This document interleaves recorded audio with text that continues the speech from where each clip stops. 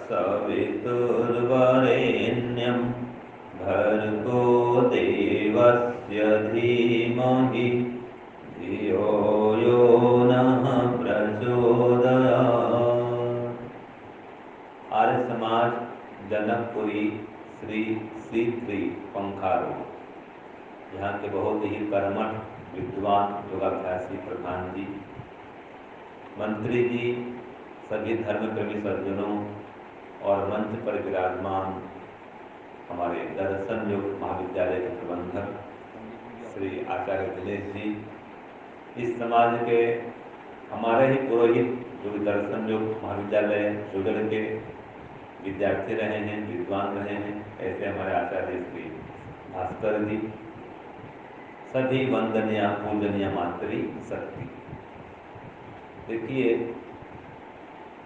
जीवन लगातार बीतते जा रहा है, आप सबको इसकी अनुभूति हो रही, और जो बचा खुचा जीवन है इसका सदुपयोग हम करें, इसी में बुद्धिमत्ता है।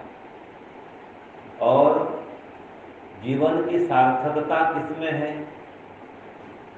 जीवन की सफलता किसमें है, वो ईश्वर की प्राप्ति में है। और इसके लिए ईश्वर की भक्ति अनिवार्य है, तभी समस्त दुखों से निवृत्ति प्राप्त कर सकते हैं। तो जिसका भी जो समय बचा हुआ है, अथवा कोई युवा है तो बहुत समय बचा है, अब माताएं अधिक उम्र की हो चुकी हैं तो समय कम बचा है, पंडित जी समय ज़्यादा बचा है, और छोटा बच्चा है उसका समय और बहुत बचा है ना। लेकिन याद रखिए, ये जो समय कह रहे हैं किसी का अधिक बचा है, किसी का कम बचा है, ये कोई निश्चित नहीं है। आप माताओं से पहले भी कोई युवा भी जा सकता है, और युवा से पहले कोई बालक भी संसार से चला जाता है। तो संसार में कब कौन आए, क्या समय रहेगा, ये पता नहीं है पूरा, कब कौन जाए ये पता नहीं है। तो इस संसार में जब तक भी निवास है, ये समझें कि पीपल के पेड़ में, पीपल के पत्ते में कोई पानी का बूंद हो, वो कब गिर जाए कोई भरोसा नहीं। तो पीपल के पत्ते में पानी की बूंद के समान हमारा जीवन है। इसका सदुपयोग करें, ईश्वर की भक्ति करें, जप बढ़ाएं। आप में से कितनी ऐसी माताएं हैं जो रोज सुबह शाम 1-1 घंटा ध्यान करती हैं? पुरुष भी हैं, माता भी हैं, बताओ कोई है? हाँ, 1-1 घंटा ध्यान करें।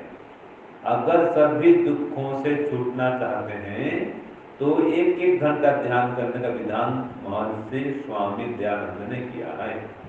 और चलते फिरते जब बढ़ाएं, चलते फूलते उठते बैठते खाते पीते हर समय ईश्वर की स्मृति मन में बनी रहे, ये अभ्यास करें, ठीक है जी।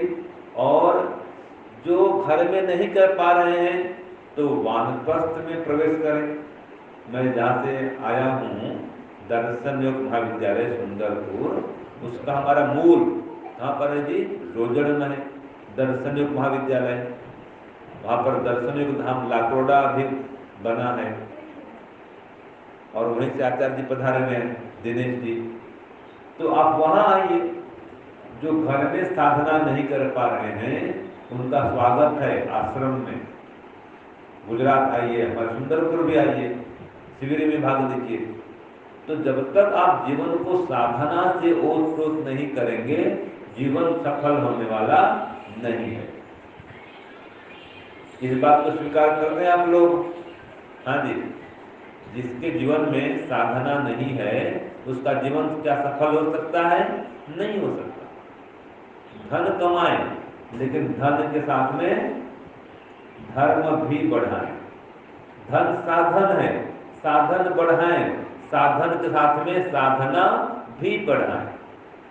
तो परम पिता परमात्मा आपको शक्ति दे, आपको भक्ति दे और आपको मुक्ति दे, सभी दुखों से निवृत्ति दे, जीवन में परम सुख शांति दे, ये मेरी हार्दिक इच्छा है। लेकिन इसके लिए आपको कुछ करना पड़ेगा। ठीक है, इच्छा कब फलीभूत होती है?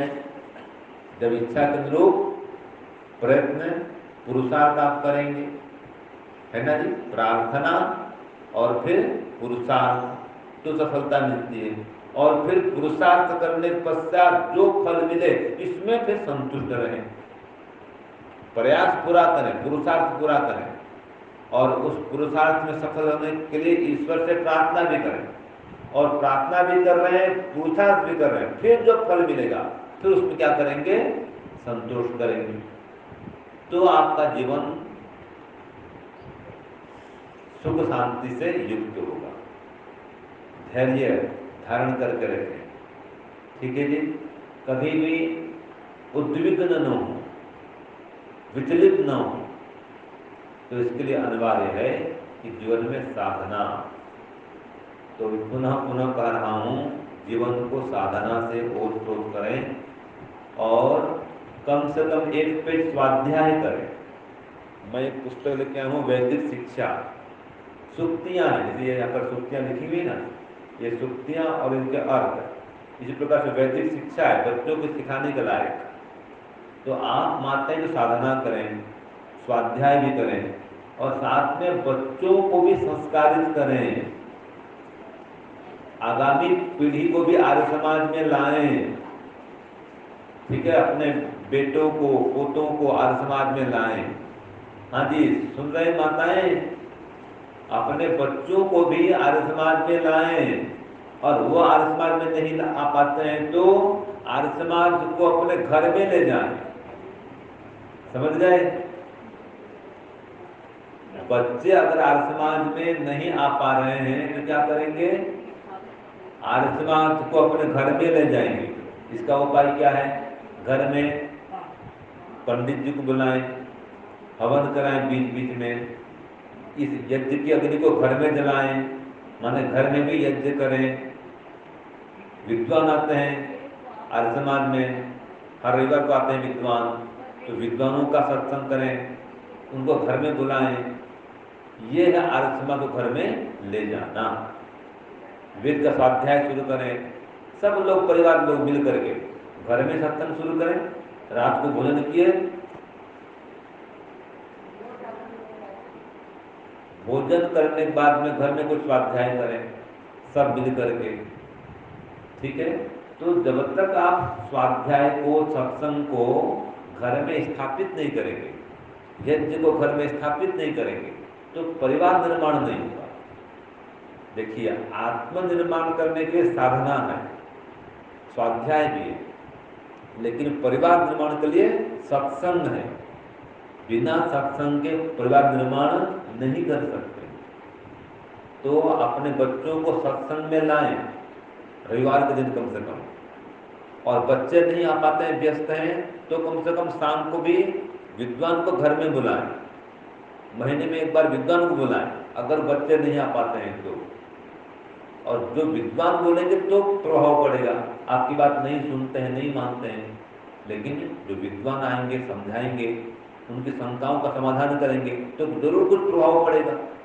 न तो विद्वानों को घर में लेके जाएंगे, न बच्चों को विद्वान पास लाएंगे, बताओ निर्माण कैसे होगा? आपके बाद में ये संस्कार जो है ना जी, वैदिक धर्म का, सनातन धर्म का, आपके बाद में फिर खत्म हो जाएगा अगर बच्चों को तैयार नहीं करेंगे तो बच्चों को भी भक्ति, ध्यान, उपासना, हवन, सत्संग सिखाएं, कराएं, नहीं तो फिर बाद में मुश्किल हो जाएगा। तो आपसे यही प्रार्थना है कि आपका स्वयं का जीवन ईश्वर भक्ति से ओतप्रोत हो, तो आपके परिवारजन भी वैदिक, ईश्वर की वैदिक भक्ति करें। अन्यथा माता पिता तो हवन करते हैं, ध्यान करते हैं, और बच्चे नास्तिक बन जाते हैं। अगर उनको शिक्षा सही नहीं देंगे तो है कि नहीं है? उनके पास शॉपिंग का समय है, मॉल जाएंगे और कहीं जाएंगे, सब समय है, लेकिन आर्य समाज मंदिर में नहीं आएंगे, संस्कार नहीं है। तो उनको प्रेम से समझाएं, लाभ बताएं कि चलो आर्य समाज मंदिर में चलो, पुण्य बढ़ेगा, ज्ञान बढ़ेगा, ईश्वर की ओर बढ़ेंगे, जीवन में आनंद आएगा। जहां पर भी जो मंदिर है, मंदिर में जाएं और जाकर के ध्यान करें, थोड़ा बैठें, गायत्री मंत्र का जप करें, हवन हो रहा है तो हवन में बैठें, ईश्वर की उपासना करें। ऐसे फिर घर को भी मंदिर बनाएं। और वास्तव में हर घर मंदिर तो है, जहाँ ईश्वर की उपासना हो, ध्यान हो, वो घर मंदिर है। जिस घर में पंच महायज्ञ हो वो घर मंदिर है।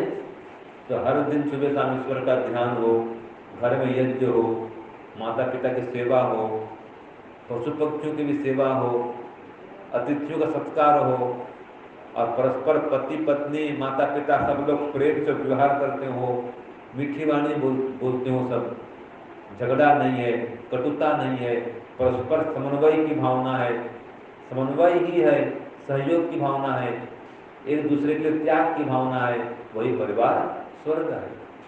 तो परिवार को स्वर्ग बनाएं, विद्वानों का संग करें, स्वाध्याय करें, साधना करें और संकल्प करें इसके लिए। जो आपका जीवन बचा हुआ है, अपने जीवन का निर्माण करें, साथ में बच्चों के जीवन का भी निर्माण जरूर करें, तो आपका भविष्य उज्जवल होगा और देश का भविष्य भी उज्जवल होगा। तो परमपिता परमात्मा से यही प्रार्थना करता हूँ कि आप सभी स्वस्थ रहें, निरोग रहें, ईश्वर की ओर बढ़ें, और आपके परिवारजन भी, आपके बाल बच्चे भी स्वस्थ रहें, निरोग रहें और ईश्वर की ओर बढ़ें, आपका अनुकरण करें, आपके पद चिन्हों में चलें, आपकी बात को सुने, माने, आपकी आज्ञा का पालन करें। ये मेरी हार्दिक इच्छा है। तो आप भी सुखी रहें, आपके परिवारजन भी सुखी रहें। तो बस यही हार्दिक शुभकामना व्यक्त करता हूँ। अब आगे आचार्य दिनेश जी को आमंत्रित करता हूँ, वो भी आएंगे और अपना कुछ उपदेश प्रदान करेंगे। आचार्य दिनेश।